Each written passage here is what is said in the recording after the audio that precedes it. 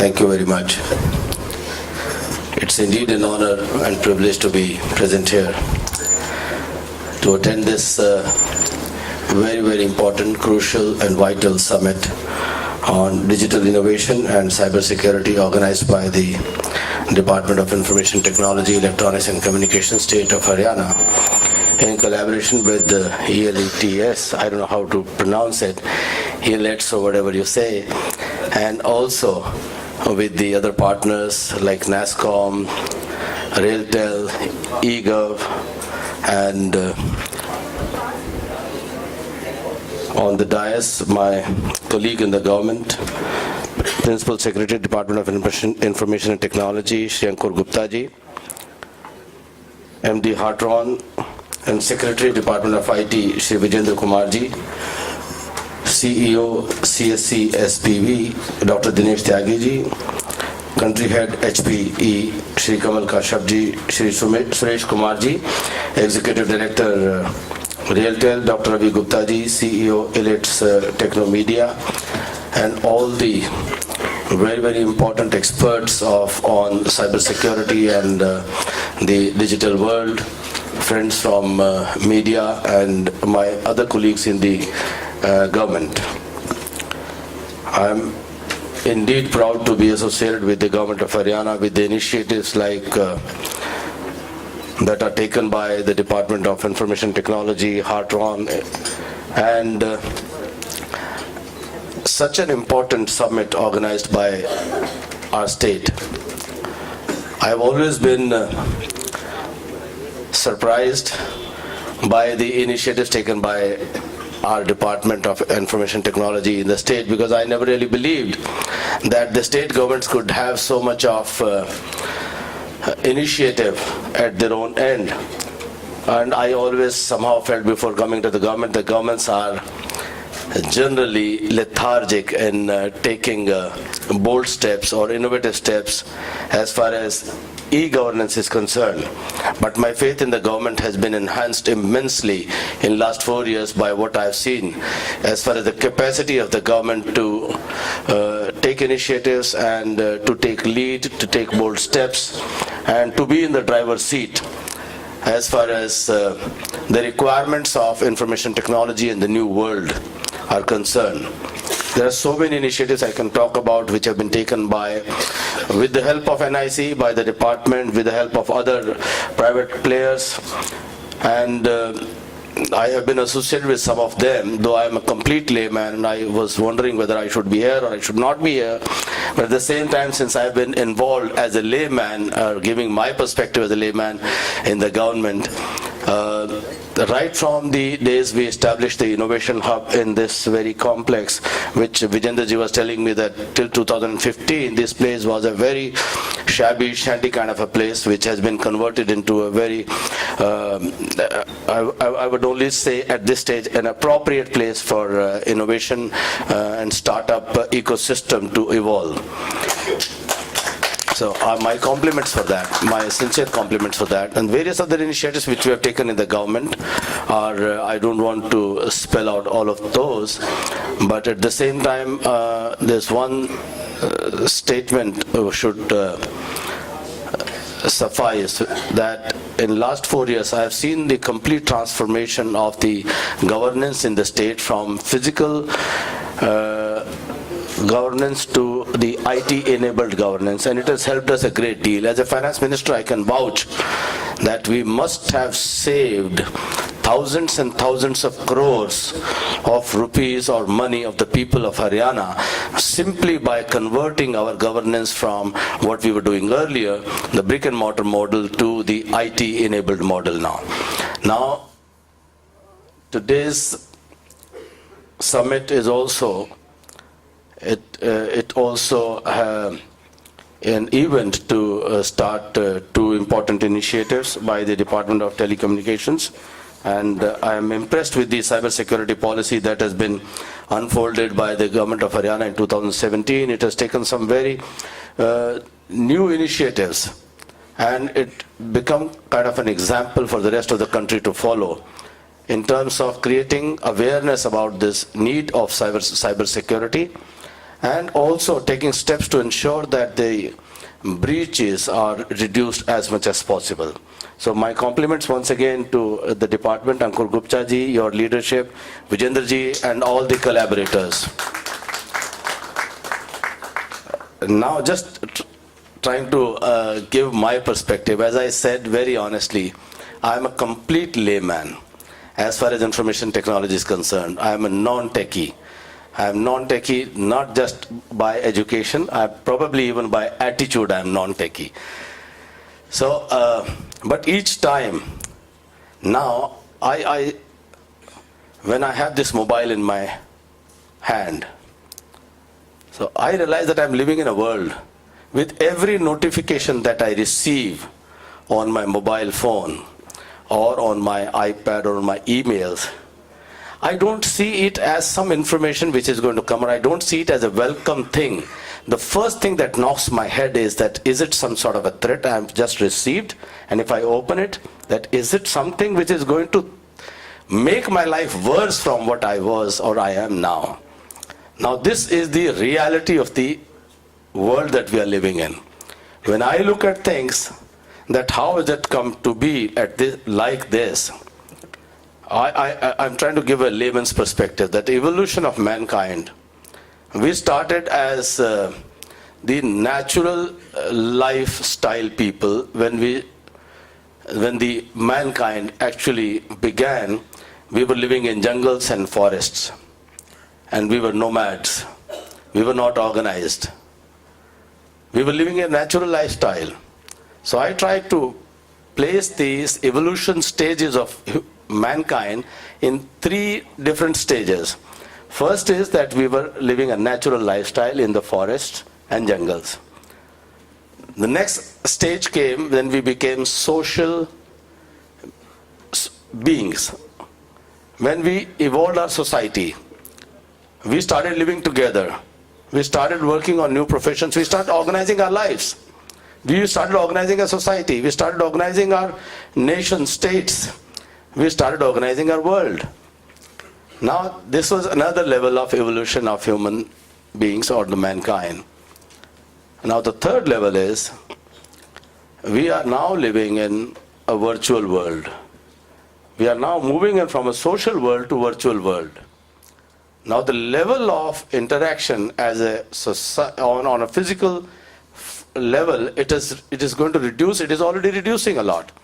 We have entered into a virtual world, and it is not just a nascent stage. We have almost taken a complete plunge into it. We have dived into it, and probably completely unprepared.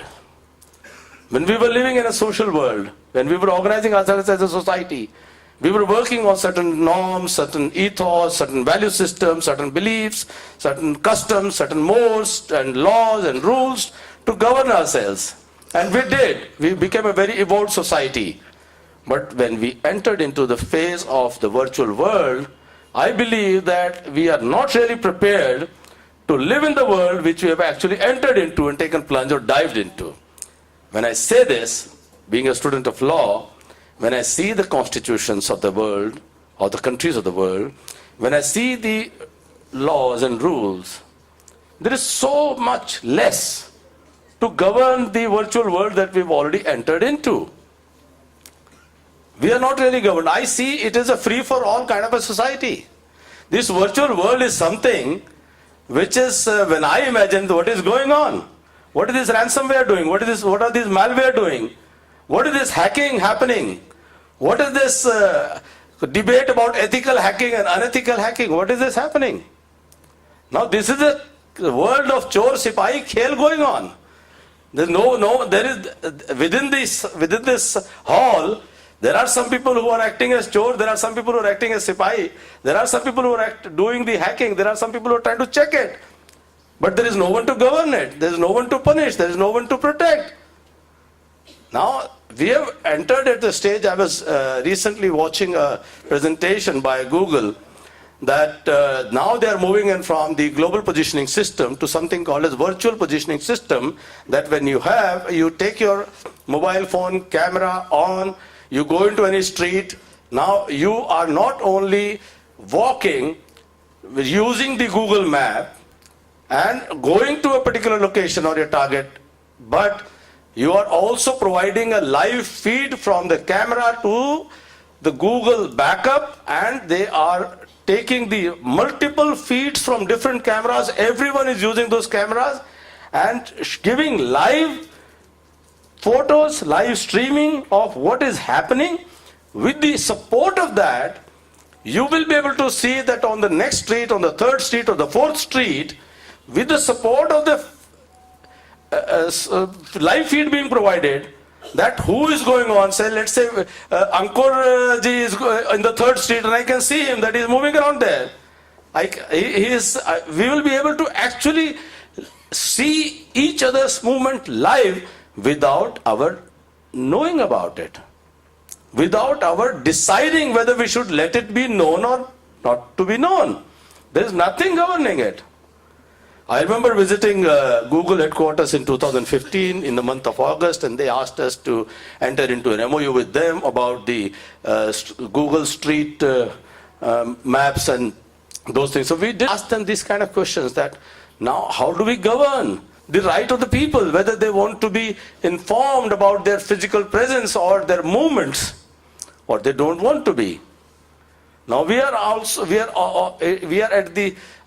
actually mapping everyone's home directly, what's happening in their porches.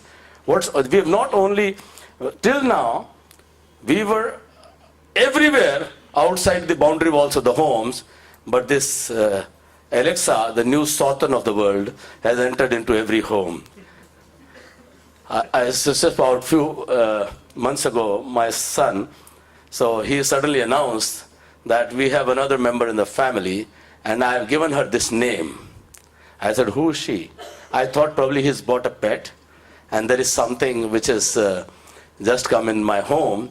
So I said, yeah, let's. He said, no, you can talk to her. I said, I can talk to her. Who's this? I thought probably some new domestic help who has come. But why does he have to give her a name? Then he tells me that, no, she can even sing for you. I said, I know that there is an intruder now. So this is, I said, not in my room, not in my area of movement. I don't want any word which I speak should be heard by this intruder. Because everything that we are doing, there was an instance, I'm sure you are aware of that because you are more informed than I am, is that there was a fight going on between a husband and wife, and this entire conversation was recorded and it was sent to another friend inadvertently, as they said, that in one of those communications, one of them said that, call this fellow and tell everything that we've been talking. So Alexa recorded all that thing for the last 10 minutes, what they've been talking, and sent it to another friend that, why are you fighting on this? Now, I didn't want this kind of a situation in my home, for my friends to know about how we are fighting. But this is the reality. This is the fact. This is the truth. Now, my concern as a member of the politico-administrative section of the society, or as a policy maker, is that how do we really protect the liberty or the rights of the people or integrity of their data? How do we protect? We have taken a plunge, but we have not been able to govern it to the extent we should. We have had incidents of so many people doing hacking, but what have we been able to do so far? The laws didn't provide the protection. We had to go beyond the laws to kind of house arrest those people. I'm forgetting the name of that big hacker who, the global, who got information of all the intelligence agencies across the world. Edward Snowden, yeah. So now these things are a reality. They have become a threat to not only individual rights, to organizations, societies, and nation, and probably this is opening a floodgate. When I see, I was a very avid comic reader in my childhood. So everything that I saw in my comics in those days, that Mandrake is traveling to a different planet and he's being telecasted, and his father-in-law Magellan is 1,000 years old, and things are now coming true. I somehow believe that there are things I'm not able to imagine, those things are opening up. So is it some sort of inviting the aliens to come and interact with us with the artificial intelligence that is now possible? Yes, anything is possible. Anything is possible. But this kind of summit is so very important and crucial that we must be aware of where we are, what we are into, how do we deal with it, how do we make better use of it.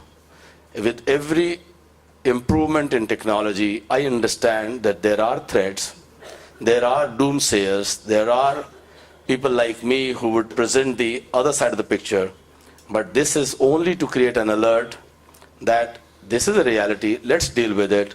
I understand that technology has its advantages, technology will make our lives better, but not at some expense in the transition period, in the intermittent phase. With every step that we take, we must be sure, we must be protected.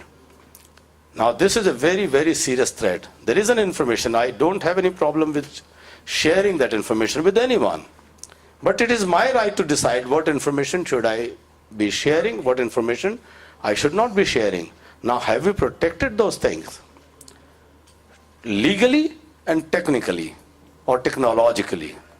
Now this is something which I expect this cybersecurity summit will deal with these issues. I'm sure that solutions don't come out in one. I understand that they don't come out in one summit, one seminar, but there is always an evolution of the thought process that can happen with these kind of summits, and we can at least conclude some sort of threat perception that what are we faced with, those challenges, socially, morally, legally, technically, technologically, every aspect of life, because from here, I believe that humanity is entering into that phase of life which is almost a completion of a circle, of a full circle, because there is an analogy which I can derive between how we lived in forest and jungle and how we are going to live in the virtual world. There are more similarities than differences in the way we lived in forests and jungles. Forest and jungle, the life can be described as something you don't know which side the threat will come from, which predator will come from which side and will catch its prey. These threats are, perception is not expressed, or it's not clear, it's not certain. Now similarly, the virtual world also, the threat perception is so uncertain. As far as my knowledge is concerned, you could be more informed, you could be more aware about it, but at least I am totally unaware as a common man, as a citizen. So if we allow this evolution of civilization to complete a full circle and go back to the forest and jungle environment, then I think that probably we will miss out on the progressive evolution. We will only be completing a full circle, and this is what the summit is here for today, that let's regulate the cyber environment. Let's make a framework within which this cyber world can grow and facilitate the mankind, humanity, help and support the governments to deliver the citizen services better, to make our life better. I wish all the participants and all the organizers a great success in this summit, and I am very sanguine that some very concrete will come out of it and something better will emerge out of it. Such kind of events are so very important. I always believe in the strength of discussion and debate. This is the essence of development and evolution. We need to sit down, we need to talk, we need to discuss, we need to debate, we need to converge on some points of agreements and some points of disagreements, and let the debate continue and evolve further. My best wishes again for the success of this summit, and all the very best to all the youngsters who are part of this startup movement, which has been started by Hartron and Department of IT and Electronics and Communication with the support of NASSCOM. All the other youngsters who are involved in the digital innovation, my best wishes, and I assure you full cooperation on behalf of the state government of Haryana in everything that you do, because we understand in Haryana that IT is where we belong, and IT belongs to Haryana, and we will make all efforts to make the whole IT ecosystem feel comfortable in the state of Haryana. My best wishes once again. Thank you all so much. Thank you.